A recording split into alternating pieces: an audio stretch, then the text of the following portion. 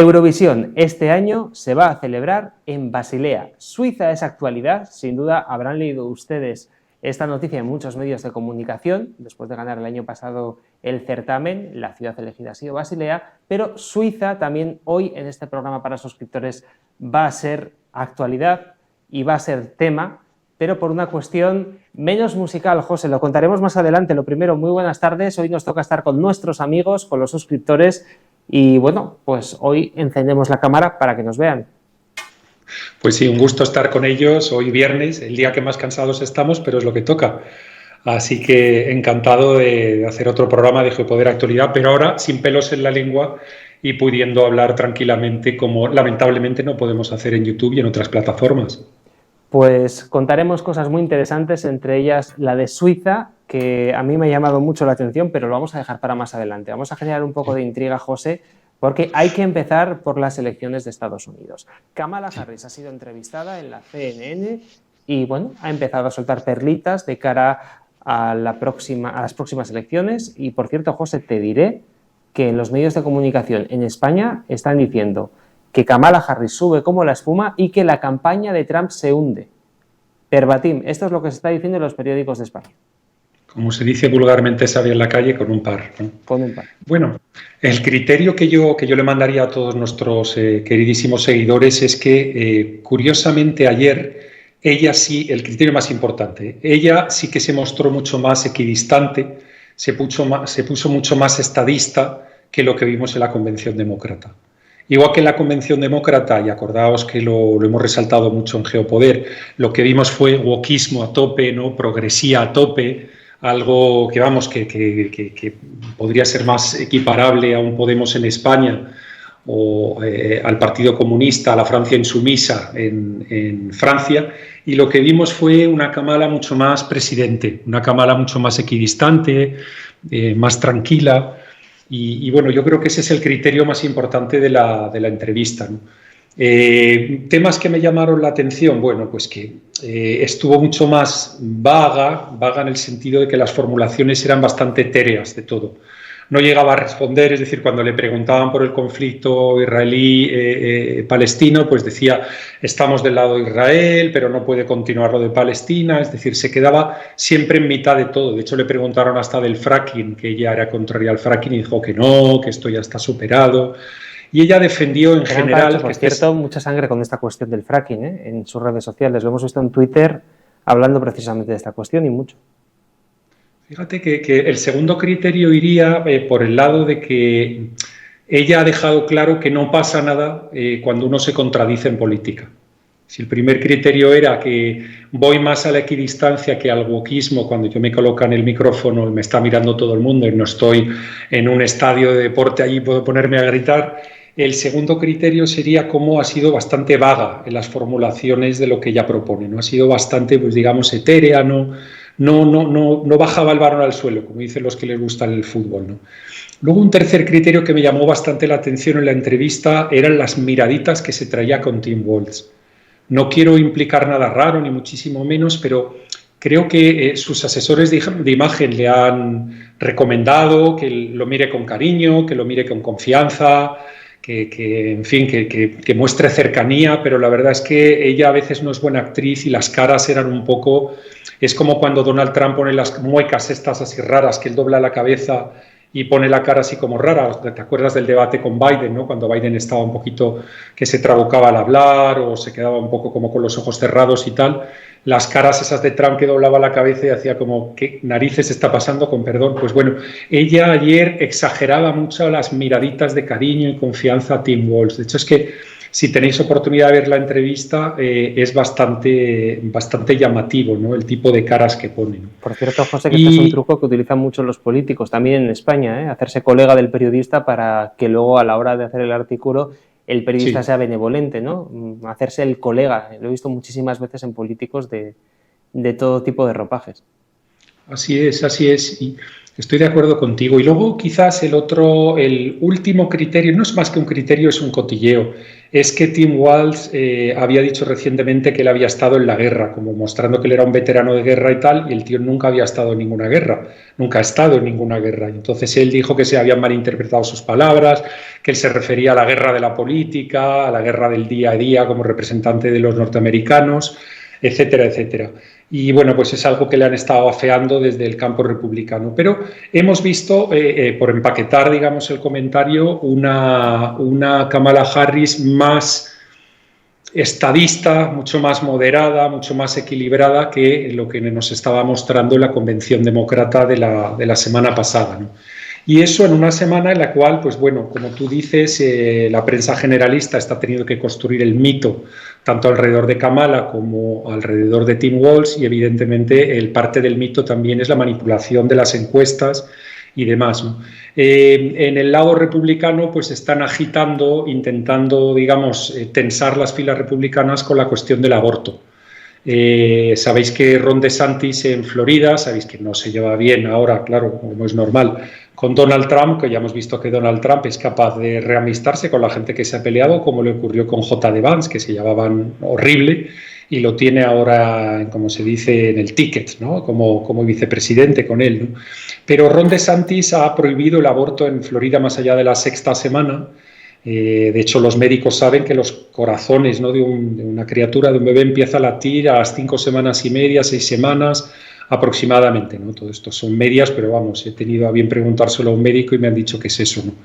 Entonces, en Florida se ha prohibido a partir de la sexta semana el aborto, y dice Trump que le parece un poco excesivo, que él es partidario, evidentemente, de que no haya tantas semanas como le gusta a los demócratas, pero que no haya tampoco tan pocas semanas. Y bueno, ese ha sido un tema en el cual pues han intentado generarle tensión a los republicanos esta semana. Hay muchos asesores y muy buenos del lado demócrata y están trabajando. Los pobrecitos de la prensa, este lado del Atlántico, lo único que hacen es cortapegar lo que leen en medios de prensa demócratas, y lo que nos encontramos pues son traducciones malas de lo que aparece en los New York Times y los Washington Post, historias de este tipo, con lo cual no me extraña lo que nos has contado antes. Y además que se nota mucho en ese tipo de artículos, como muchas veces incluso las traducciones al español son traducciones bastante cochambrosas, ¿no? Con giros de inglés que no existen en español, y enseguida le pillas al reportero que ha hecho la traducción mala, ¿no? Oye, un comentario de inglés que nos hacían en comentarios, Xavi. El otro día yo comentaba en inglés y nos han hecho un apunte, yo dije la palabra service free country, es decir, el país que no tiene servicios, que está libre de servicios. Otra cosa diferente es decir free service country, que es un país donde los servicios son gratuitos. Lo que a mí me había comentado el empresario alemán era que en su país no existían los servicios, era service free country. ¿De acuerdo? Entonces, puede ser que como lo formulé dio lugar a malinterpretaciones, y simplemente quería comentarlo porque nos había hecho un amable seguidor el comentario y lo quería aclarar ahora. Es como cuando leemos libre de tasas, ¿no? Taxas free, o bueno, me vais a perdonar mi inglés, que es horroroso, pero bueno, bastante tengo que comprenderlo, y a partir de ahí, para hablar, yo se lo dejo a José, que él es el experto en esa cuestión. Oye, hablábamos de Kamala Harris, pero fíjate que Donald Trump fue protagonista. Donald Trump fue protagonista hace 4 años, en los últimos coletazos de aquel primer mandato en la Casa Blanca, cuando se vino a este lado del Atlántico y se fue a Marruecos para entregar el Sáhara, con el beneplácito de Pedro Sánchez, o al menos con el silencio de Pedro Sánchez, porque incluso, fíjate, hablábamos de giro, ¿no? Aquella carta que escribió Pedro Sánchez, en teoría de su puño y letra, tenía giros del español de Latinoamérica, ¿no? Lo cual era curioso. Pues bien, ya en julio se ha hecho oficial, la soberanía del Sáhara ya finalmente es para Marruecos, y aquí paz y después gloria. Bueno, es que esa fue la postura de Donald Trump, que propuso que la solución tenía que entenderse como una autonomía, en todo caso, dentro de la soberanía marroquí.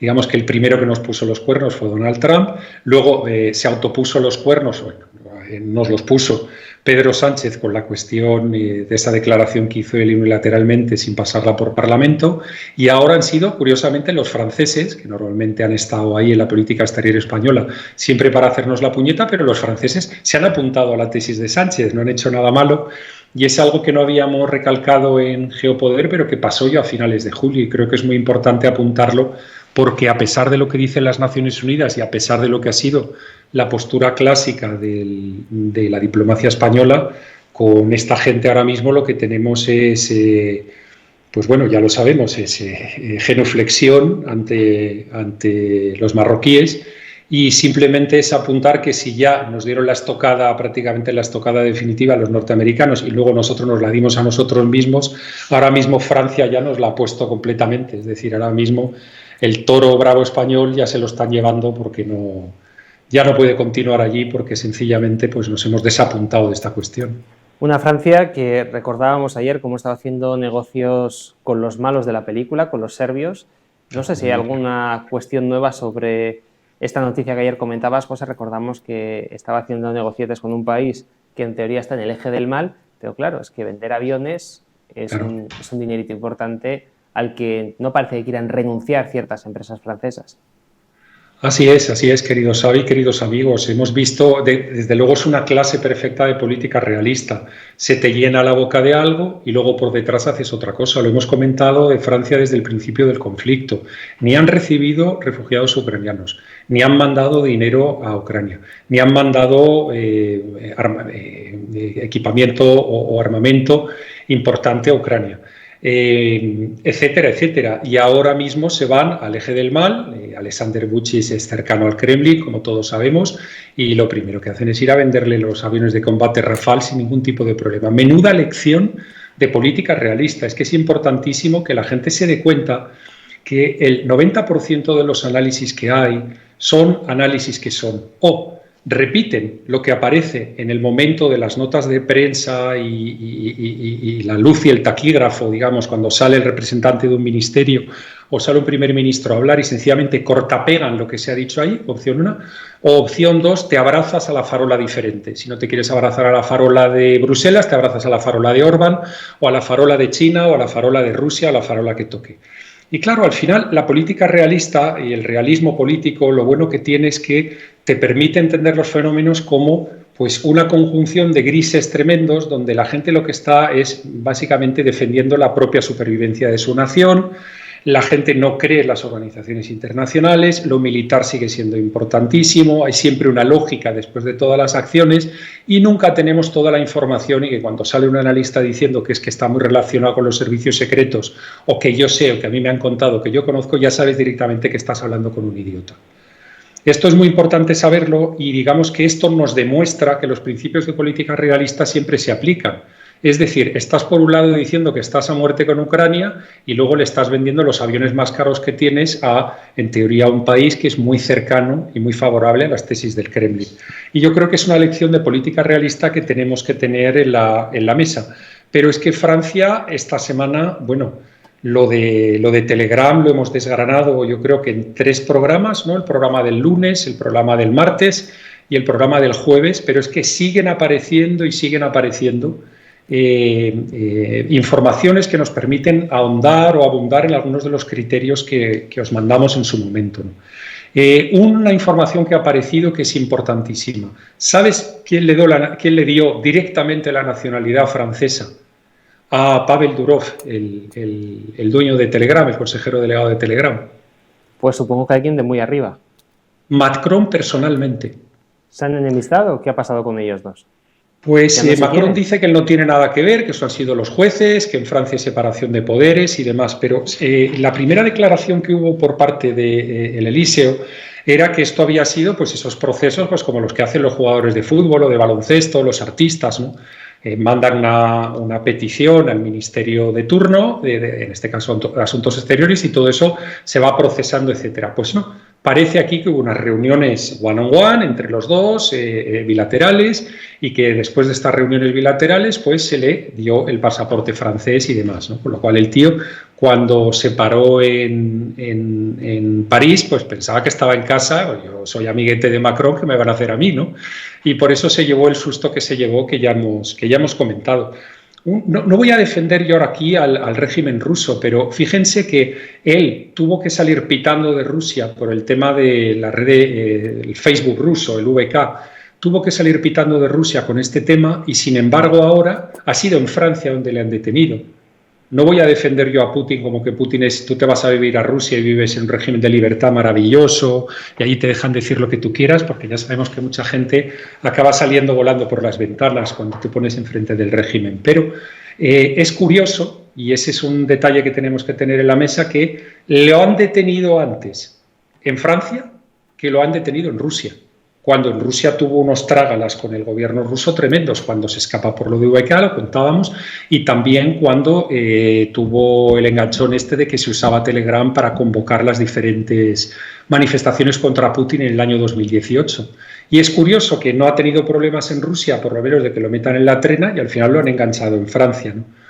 Otro criterio que no habíamos apuntado esta semana, que creo que es muy importante, es que la retransmisión en directo del conflicto ruso-ucraniano, tanto por fuentes rusas como por fuentes ucranianas, lo hemos estado viendo en Telegram.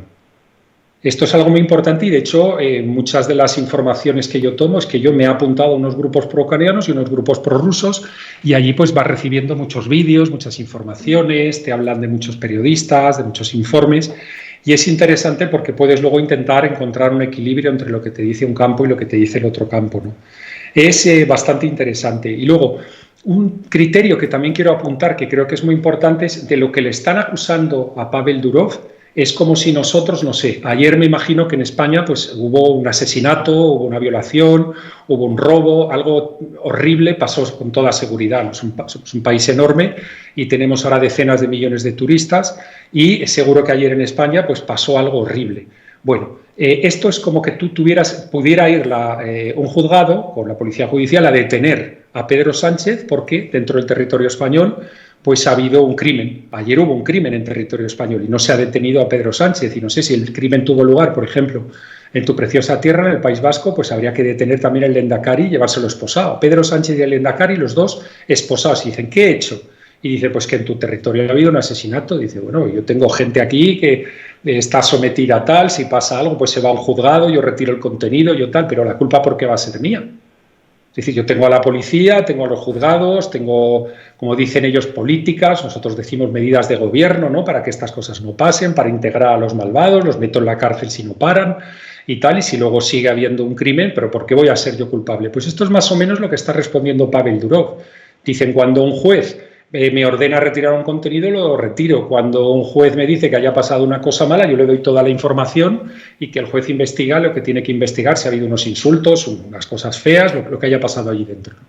Entonces, ese criterio creo que es lo que tenemos que tener en la mesa porque, claro, los analistas al uso, digamos, ahora mismo, como hemos estado contando, los 3 programas en los que ha salido este tema esta semana, lo que están construyendo es el relato sociopático sobre él. Es decir, si él es ruso, como que se ha escapado de Rusia, pero está que lo más importante es que es ruso. Nosotros no podemos decir, como llegué a decir en abierto, si un señor que ha hecho una violación es de determinada etnia o de determinada religión. Si digo eso es discurso de odio, pero decir que un señor es ruso, eso no es discurso del odio.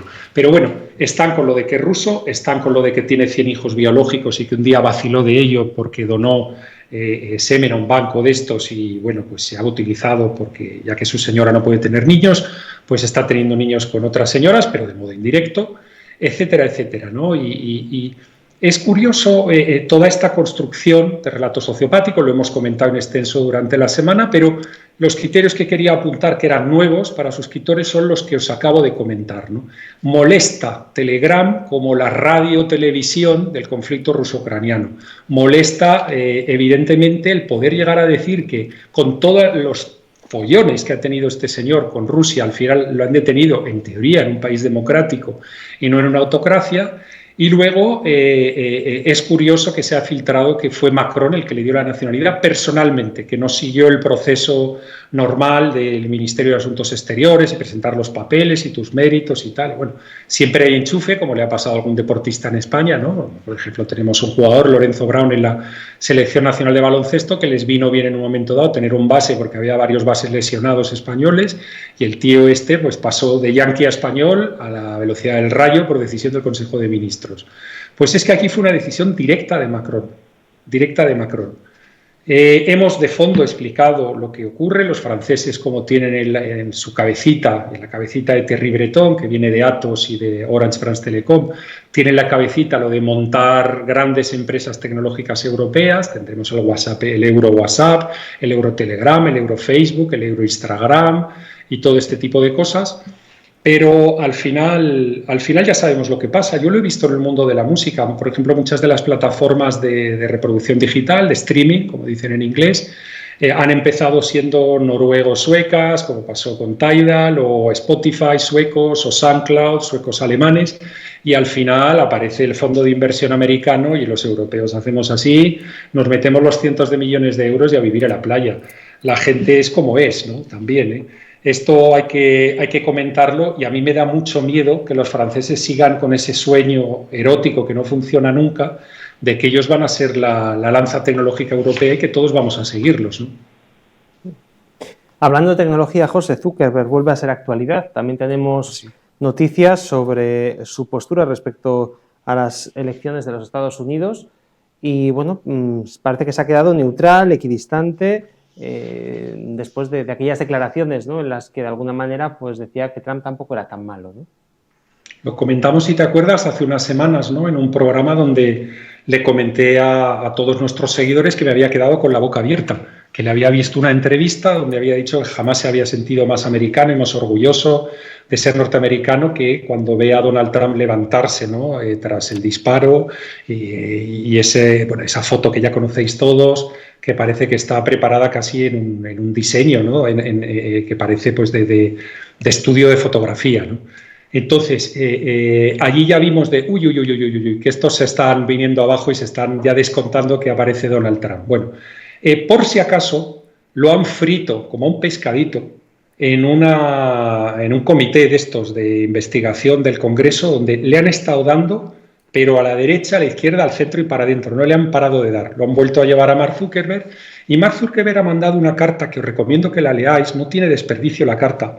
Es buenísima, buenísima la carta y se la manda al Congreso. Y él en la carta dice que admite que la administración republicana le forzó a adoptar determinadas posturas y a censurar determinadas posturas durante la pandemia del COVID-19, le forzó a eliminar cualquier contenido que cuestionara que la familia Biden no había estado en negocios sucios en Ucrania, en China, donde fuera, el famoso ordenador con las guarrerías del hijo de Joe Biden, Hunter Biden, etcétera. Y el tío admite directamente que sufrió unas presiones brutales y que se plegó. Y lo ha puesto por escrito. Y dice que a partir de ahora, fíjate que él está en equidistancia porque, claro, es como que el mundo woke tiene que dejar de ser woke, ¿no? Pero él dice que en equidistancia, ahora mismo, quiere que sus Meta y todas sus plataformas sean neutrales, quiere desaparecer de este juego y quiere que no va a apoyar a nadie en las elecciones y que no quiere que nadie le moleste ya más y que ellos son neutrales y que no quieren saber nada de nada. La carta no tiene desperdicio porque es la bajada de pantalones que yo os comenté, que fueron las declaraciones, ahora es bajada de pantalones por escrito. Es decir, la bajada de pantalones continúa. He leído en algunos medios progres que dicen los republicanos quieren acallar y quieren apagar el fuego de la libertad de Mark Zuckerberg y no dejarle y acongojarle de cara a las elecciones de noviembre para que no hable, para que apoye a Trump y tal y cual. Pero, en definitiva, de verdad, si veis los gritos que hace, gritos, abro y cierro comillas, es una forma de hablar, con los que repite y repite, quiero ser neutral, quiero que no me metáis en política, ¿sabes? Quiero que no pintar ya nada, quiero que no se vuelva a hablar de mi plataforma y demás, y admite a las claras, que estoy viendo ahora cuántos de los medios generalistas están tratando esto, de que le pusieron, con perdón, una pistola en la cabeza para tratar cuestiones pandémicas o cuestiones de la familia Biden de una manera determinada que le convenía en ese momento a la Casa Blanca. Espero ahora mismo que empiece una campaña sociopática, estas habituales campañas sociopáticas como la que se ha empezado contra Elon Musk o contra Giorgia Meloni o ahora mismo contra el dueño de Telegram, que se empiece ahora una contra Zuckerberg, que está diciendo que él ya no se quiere mojar más, que no quiere ser progre, que lo único que quiere ser es billonario, no quiere meterse en follones y quiere que le dejen en paz. Se está haciendo mayor, José, se está haciendo mayor. Tiene nenes ya. Sí, sí, sí. Bueno, oye, cruzamos el charco, ¿te parece? Volvemos a Europa. Decía yo al inicio del programa que Suiza hoy era actualidad porque había decidido su sede para Eurovisión. También es actualidad por otra cosa, lo vamos a dejar para el final. No nos hemos olvidado de esa cuestión porque antes queremos hablar de las elecciones en Alemania y elecciones regionales. Y este bueno, domingo. pues no tienen mucha importancia a nivel europeo los resultados, en el sentido de que, bueno, en una región evidentemente no van a cambiar la deriva que pueda tener una Unión Europea, pero sí que nos muestra cierta tendencia de lo que puede pasar a futuro en próximas elecciones. Así es, y este domingo es que tenemos elecciones en 2 estados, en 3 semanas en otro estado, en Länder, como los llaman allí, pero son las elecciones en Sajonia y son las elecciones en Turingia este domingo. La ultraderecha, en fin, podemos hacer el reverso de lo que decía Hitler. Según el mundo progre va de derrota en derrota, pero vamos que va de derrota en derrota hacia la victoria final. Es justo al contrario de lo que decía Hitler, ¿no? Que decía que iba de victoria en victoria y al final lo que le pasó es que le ganaron. Pero ahora mismo nos estamos encontrando de que las subidas de la denominada fachosfera por toda Europa pues están cada vez más solidificadas y cada vez más serias. Este domingo vamos a ver probablemente cómo AfD va a tener otro buen resultado. Vamos a ver si se confirman las encuestas, que normalmente ellos cuando salen a jugar el partido bajan siempre, las encuestas apuntan siempre más de lo que acaba pasando, pero vamos a estar atentos qué es lo que ocurra. Me he estado leyendo algunos informes de analistas que, claro, al final nos tendríamos que llamar analistas, donde dicen que el problema es que los partidos, abro y cierro comillas, centristas, es decir, ahora los centristas son los conservadores, los socialistas, los liberales y los ecologistas, esos son los centristas. Bueno, que los partidos centristas han hecho dejación de las zonas rurales en Alemania y es por eso que la gente vota a AfD. No, la gente vota a AfD por otra cosa. Lo que pasa es que sois cobardes y no queréis decirlo. La gente vota AfD porque está hasta las narices de determinada inmigración, está hasta las narices de determinada etnia y está hasta las narices de determinada religión. Ese es el problema. Y ha habido una política en Alemania de repartir inmigrantes en todos los municipios del país para que no se hagan guetos, y la gente en el campo le ha parecido ahí una cosa que no, un problema social, mejor dicho, que no es a lo que ellos estaban habituados, y ahora mismo pues no están con ganas de esto. ¿De acuerdo? Entonces seguimos con los eufemismos, seguimos con los análisis falsos, seguimos con los programas con muchos sellos del Center of This y el Center of That, of International, no sé qué, y la universidad no sé cuánto, insisto, siempre fenomenal para los que tienen los problemas de delirios de referencia, pero al final no se están poniendo los puntos sobre las íes de qué es lo que está pasando en Alemania. Párense en una gasolinera en Alemania, siéntense en una gasolinera alemana y me cuentan qué es lo que ven ustedes. Y cuando me cuentan qué es lo que ven ustedes y cómo están las gasolineras en Alemania, pues nos llaman, nos mandan un comentario y lo hablamos. Eso es lo que le está pasando a Alemania y lo que está pasando en los paseos y en los parques y por las noches en Alemania, que como me pasa a mí en Bruselas cuando estoy en Bruselas, y hablando mal y pronto, no se ve un blanquito por la noche, pero ni de broma, ni uno. A partir de las 8 de la tarde no hay absolutamente ni uno. Están todos escondidos en sus casas viendo la tele y bebiendo vino. Entonces, eso es lo que le está pasando a Alemania y es por lo que sube la extrema derecha. Vamos a ver qué es lo que ocurre este domingo, pero me temo que va a subir la extrema derecha. Como grititos que encontramos en algunos medios, pues que esto va a favorecer a Putin. Pues ya está, como ya sabemos que ya nos lo contaron en las elecciones europeas, todo el que vota a la denominada extrema derecha es pro-Kremlin. Pues bueno, pues ya saben ustedes, si votan a la extrema derecha en Alemania, pues ustedes son servidores del Kremlin de toda la vida. Pues ahí está ese criterio que nos dejas, José, sobre esta cuestión. Y bueno, lo decíamos al inicio del programa, Suiza ya tiene sede para celebrar Eurovisión en el año 2025, pero José, Suiza es actualidad por otra cuestión también muy importante, y es que parece que quiere abandonar su neutralidad, acercarse a la OTAN, acercarse a la órbita atlantista. ¿Qué le está pasando a un país que históricamente ha sido neutral, ha trabajado para tanta gente de tantos bandos guardando dinerito que no estaba precisamente limpio? ¿Y qué le está pasando ahora? Bueno, y además nos apuntaban el rol que está teniendo Suiza con todo esto de las conferencias de paz, ¿no? Lo habrás visto cuando ha llamado a esa conferencia de paz sobre el conflicto en Ucrania y demás. Y claro, yo me iba leyendo el artículo y digo, esto no me encaja. Los suizos, neutralidad, se han vuelto buenos. Esto no son los suizos, es decir, los suizos saben cuál es su proyecto país, como diría alguno en la izquierda, pero cuál es su proyecto económico es clarísimo. Su proyecto económico es básicamente coger el dinero de todos los criminales del mundo y guardarlo allí. Ese es el proyecto país de Suiza y poco más. Entonces, tienen algo de tecnología, tienen alguna cosa, pero vamos, lo importante del país es lo que le hicieron a los judíos en su momento y lo que han seguido haciendo con todos los fortunones de todos los chorizos que en el mundo son, ¿no? Este es el negocio fundamental de Suiza. Y digo, no me creo yo que estén abandonando la neutralidad, porque esto de la neutralidad les viene bien, porque al final quieren que los sátrapas rusos, los oligarcas rusos metan el dinero allí, los oligarcas chinos del Partido Comunista metan el dinero allí, y los chorizos de todo el planeta, que todo el planeta son, de la dictadura, autocracia o régimen criminal que sea, que metan el dinero allí. Aquí hay algo que no me encaja. Y entonces me he puesto a buscar. ¿Y qué es lo que ha aparecido? Toma ya. Que una de las grandes industrias en Suiza es la venta de armas. Pero los suizos tienen por ley la prohibición de vender armas a zonas de conflicto. Esto normalmente ellos se lo pasan por el forro de los caprichos porque se lo venden a otro y ese otro se lo vende a los que se los tiene que vender. Que tontos no somos, y hemos estado tratando esta semana esto de las exportaciones y las importaciones indirectas. Pero es que resulta que, claro, el año pasado bajan un 23% sus ventas de armamento. Debe ser que las vías estas de los intermediarios pues no resultan interesantes porque siempre hay una subida de precio y entonces pues el tío que tiene que recibir el armamento, vamos a imaginarnos en Ucrania o en Rusia, dice, oye, que esto ya es muy caro y se lo compro a los indios o se lo compro a los chinos, se lo compro a los alemanes o lo que sean.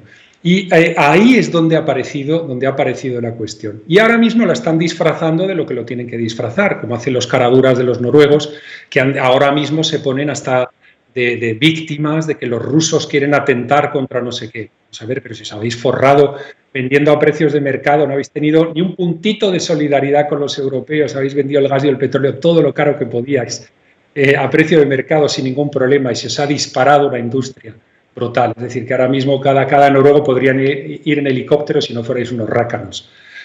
Es algo tremendo, pero bueno, vuelvo a lo que vuelvo. Los suizos, claro, todo esto lo están disfrazando de tenemos que contribuir al conflicto ruso-ucraniano, tenemos que no sé qué, es por el bien de esto y por el bien del otro, ¿no? Os han bajado las ventas de armas, estáis mosqueados y os estáis inventando una puerta de atrás porque las puertas de atrás habituales que utilizáis no se están funcionando.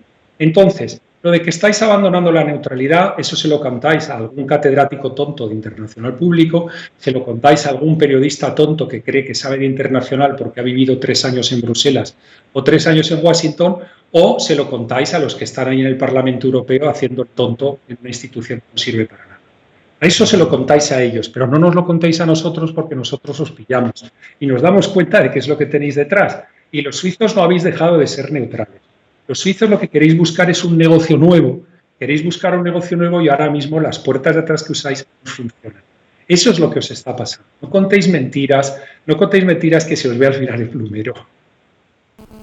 Bueno, pero aquí lo importante, José, es que será en Basilea, Eurovisión, ¿no? Eso es lo que nos llega a los medios de comunicación. Tienes un aeropuerto con mucha aerolínea low cost que aterriza allí. Basilea Mulhouse es un aeropuerto que tiene de muchísimas ciudades españolas, tiene vuelo directo, es verdad. Bueno, pues lo miraré cuando llegue Eurovisión el año que viene, que ya sabes que suelo ir todos los años a disfrutarlo, pero bueno, curioso esto que nos cuentas de los suizos, esta presunta falta de neutralidad que, en fin, como siempre, tiene trampa, como casi todas las cosas, ¿no?, que nos cuentan en los medios de comunicación. José, lo dejamos aquí, ha sido un programa completísimo, hemos estado media horita charlando, como cada viernes, y quiero finalizar el programa, como siempre, dando las gracias a todos los seguidores que hacen posible que este proyecto siga funcionando. Y, por supuesto, gracias también a nuestro compañero César Bobadilla, que hoy no está con nosotros, pero le mando un abrazo. Y a los que nos seguís en YouTube, os recordamos que mañana tenemos el programa de Vicente Ferrer, que nos traerá, como siempre, pues una píldora geopolítica y una píldora histórica interesantísima, y el lunes volvemos con Geopoder Actualidad. Así que, José, no paramos, no descansamos. Desde luego, esto no se puede ser disidente por horas, ¿eh? Claro. O se es o no se es. El disidente de vacaciones, ese es un concepto que, desde luego, mi maestro Antonio García Trevijano me lo enseñó, ¿eh? No se puede ser disidente por horas. O se es o no se es. Y el que se es nunca tiene excusa. El que es de verdad nunca tiene excusa para no trabajar y para no cubrir la pequeña labor social que le toca a uno para echar una mano a los ciudadanos. Eso es lo que hay. Pues José, lo dejamos aquí, como siempre. Gracias por el rato que nos has dedicado y especialmente. Y tú y yo nos rejuntamos el lunes en Geopoder Actualidad. Sí, señor. Un abrazo muy grande y buen fin de.